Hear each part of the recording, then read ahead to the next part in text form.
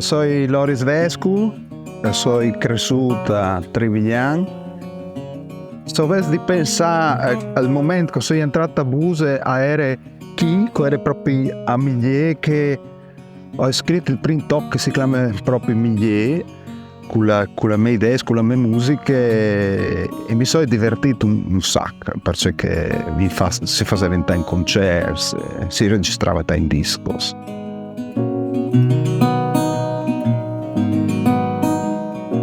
Allora, mandi a tutti, io sei Massimo, io vengo da Ciurciuvint, io ho 32 anni, in questo momento sei un cantante e suonatore.